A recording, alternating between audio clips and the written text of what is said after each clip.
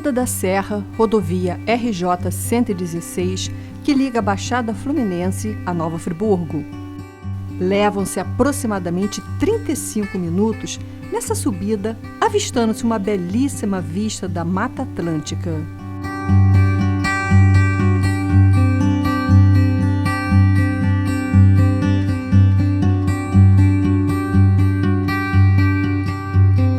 No entanto, nossos antepassados faziam um caminho bem diferente desse para chegar à pitoresca e bucólica vila de Nova Friburgo.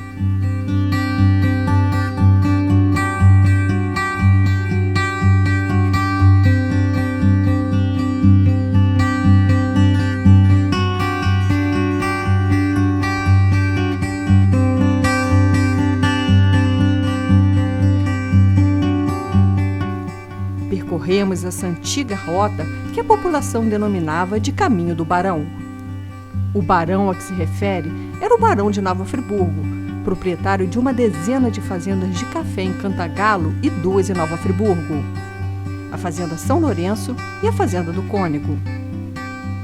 Foi esse o caminho pelo qual colonos suíços e alemães passaram em princípios do século XIX para chegar à Fazenda do Morro Queimado, que viria a ser a Vila de Nova Friburgo.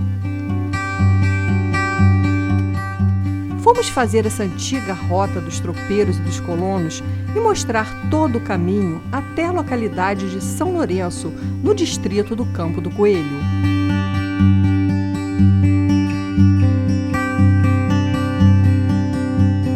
No início do caminho, encontramos uma mula que nos conduziu por alguns instantes ao passado, por onde esses animais circulavam com mercadoria sobre o lombo.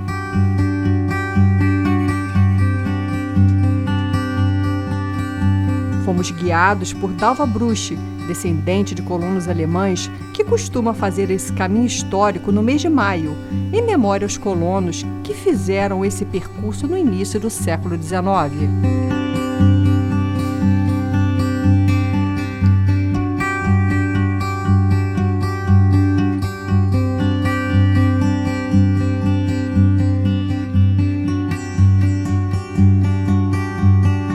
No Caminho do Barão, em certos trechos, só se passa com o pé e há 4 trechos nessa circunstância. Há inúmeras descrições de acidentes nesse caminho nos documentos históricos, nos quais muitas mulas caíam no precipício sob o peso das bruacas repletas de café e outras mercadorias. A perda dos animais e das mercadorias causavam muitos prejuízos aos tropeiros.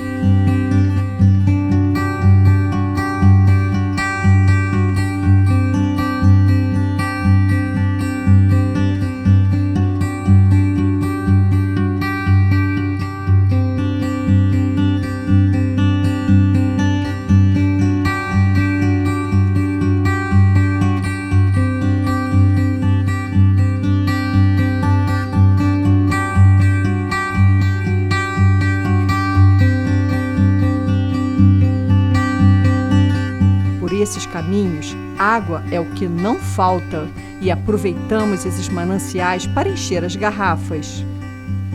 Nosso guia Roberto Schwenk nos explica para tomar cuidado com certas plantas que em contato com a pele provocam queimaduras, como essa folhagem que aparece nas imagens.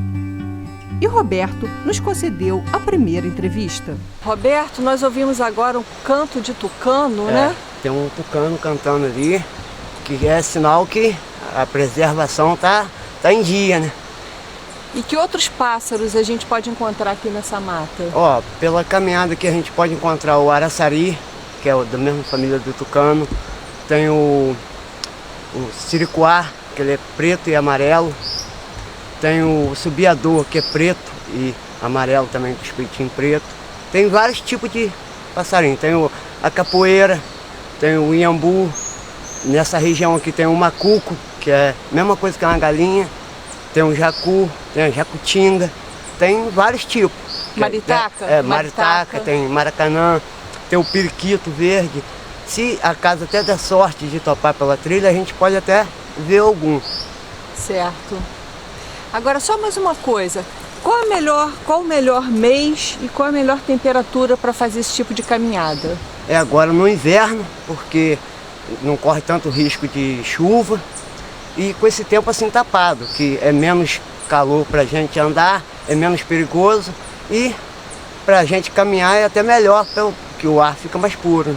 Então essa temperatura de hoje, um tempo assim nublado, úmido, é a melhor para poder fazer esse tipo de subida. Essa caminhada aí. Com sol é horrível, né? Para subir é pior.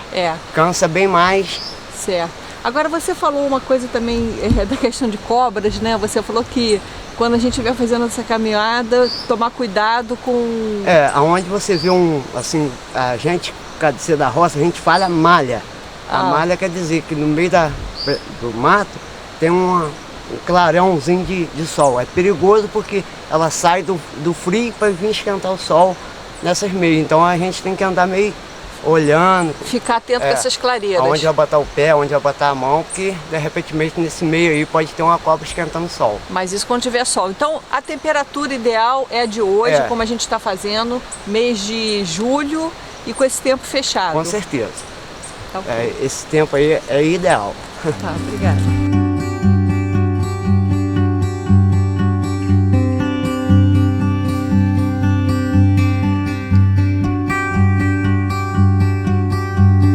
Seguimos o caminho que de início tem muita subida íngreme e uma nova parada para ouvirmos Dalva Brusti, que já perdeu a conta do número de vezes que fez o caminho do Barão.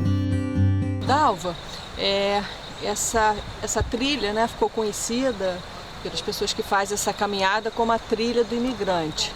Mas na verdade a gente está falando do caminho que os colonos suíços e alemães chegaram aqui em princípios do século XIX e também do caminho dos tropeiros, né? Por aqui passavam as tropas de mula transportando as mercadorias de Cantagalo para Porto das Caixas, né, em Itaboraí. Eu queria que você falasse um pouquinho dessa trajetória desses primeiros colonos alemães. Na verdade, você tá muito correta, porque realmente eles só passaram por aqui porque já era uma trilha aberta.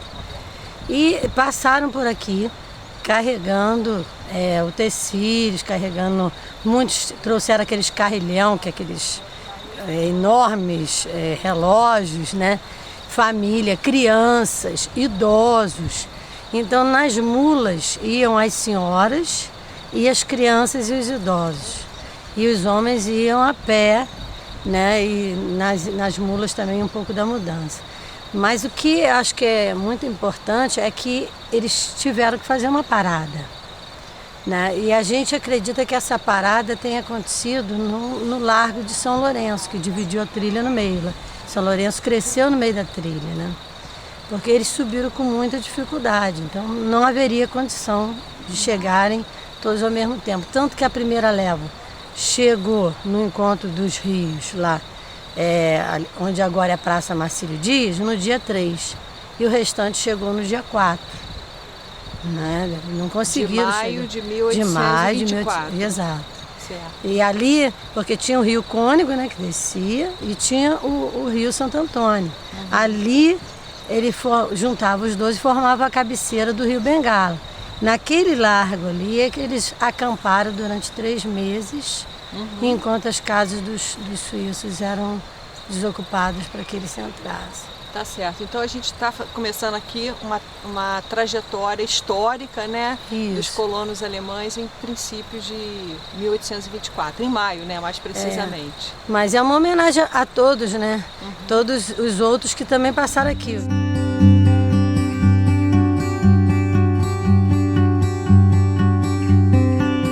Como disse antes, encontramos pequenas cachoeiras e cursos de água a todo momento. Se puder evitar molhar o tênis, melhor. No passado, após as chuvas torrenciais, a travessia era evitada para não molhar as mercadorias. Nesse caso, os tropeiros aguardavam as águas baixarem por ser mais prudente.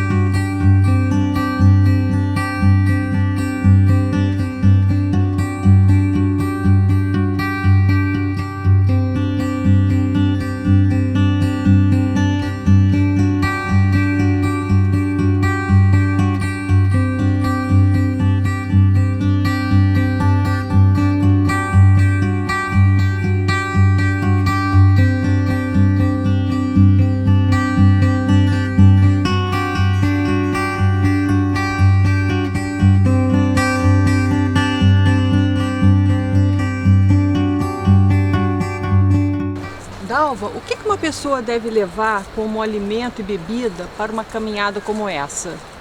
Bom, alimento é uma questão que você já tem que fazer de véspera, né? Você tem que preparar seu organismo, até porque alguns não têm absorção imediata.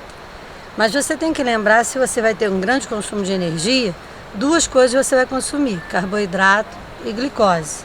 Então você tem que ter comidas que tenham grãos, farináceos e tal, e açúcar. No caso que um biscoito, é recomendado biscoito? Olha, o biscoito, por exemplo, como ele tem muita toxina, né? Ele usa muito corante, acidulante, aí não é interessante. Então o que de carboidrato? Pão. Pão. Pão, Sanduíche? É, massa. Pão. Por exemplo, o que eu tenho aqui é um pão com geleia de beterraba, maçã e pimenta. E umas fatias de queijo. Né? E para vir hoje, vir bem, segurar bem, ontem, nós chamamos, ele fugiu do meu, mas eu encarei um canjicão. Um canjicão. Com tudo que tem direito, com leite condensado, com tudo que tem direito. Mas você tem que saber se você não tem nenhum problema com diabetes. Porque você tem um período da vida que você tem muito facilmente hipoglicemia. Certo. E não percebe isso porque você está brincando, está perto de casa, então você para, vai comer alguma coisa, vai beber no colégio, bebe Coca-Cola, passou. Mas você ter hipoglicemia numa caminhada, você pode atrapalhar o programa de todo mundo. Certo. Porque a hipo, ela castiga mais do que a hiper, né? Ela pega você e te dá uma riada legal. Por isso você recomenda também um refrigerante com açúcar, né? Para repor essa energia. Eu não né? gosto de refrigerante, eu uso suco. Suco, pois é, com açúcar. E água a gente encontra vários. As pessoas não precisam se preocupar com muita água, quem bebe muita água e se desidrata, porque a gente encontra muitas nascentes com uma água pura, né? Basta trazer um limãozinho. Não, limão nós vimos muito aqui. Nas gotinhas. Pois é, também. Mas assim, uma coisa que é fácil você trazer, um limãozinho, botou na nascente, apertou o limãozinho. Opa, pronto. Uma limonada. Acabou. Agora, Roberto, sobre a questão da coleta de alimentos, você estava dando uma dica, porque conforme a gente vai andando, a gente vê algumas frutinhas, coisas que a gente não conhece, que de repente uma pessoa queira experimentar.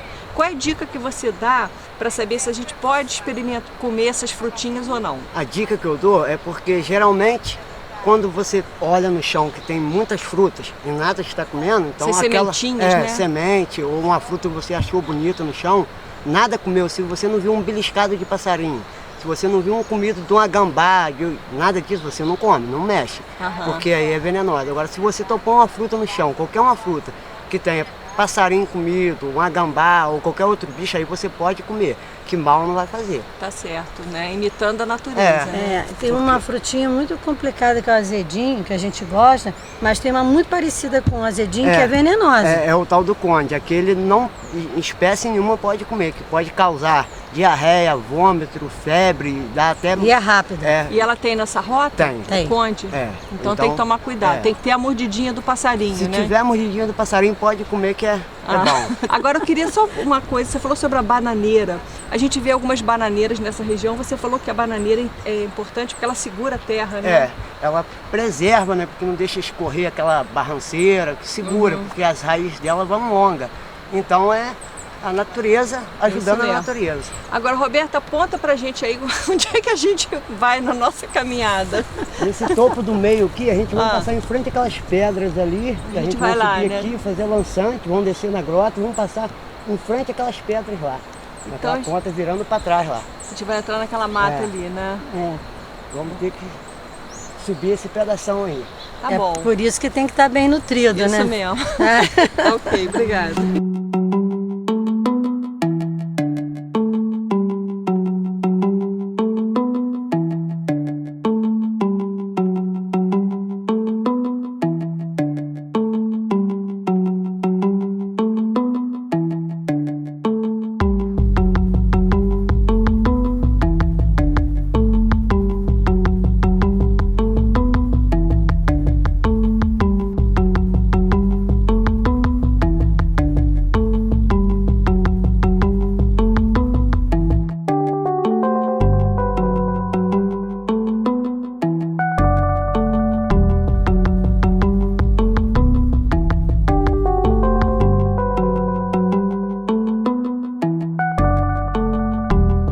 E não é que depois de 1 hora de caminhada, encontramos uma residência pelo caminho, em que o solitário morador cria porcos e possui uma plantação de bananas. A antiga ferradura indica que estamos no caminho certo.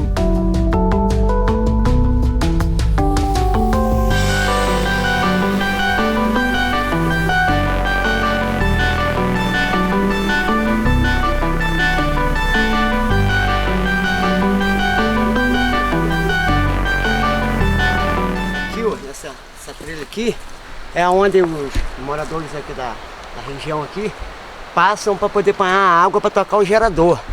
E tem uma queda d'água ali linda ali para quem quiser ver o dia que vem com o tempo, que tiver tudo seco, com o tempo molhado também não adianta entrar ali que de repente pode se machucar. Mas com o tempo seco é uma boa para passar por ali. Foge essa trilha que a gente está seguindo, né? Aí é um outro caminho. Isso aí, é outra trilha. Aí entra ali, mas volta pelo mesmo percurso. Tá ok.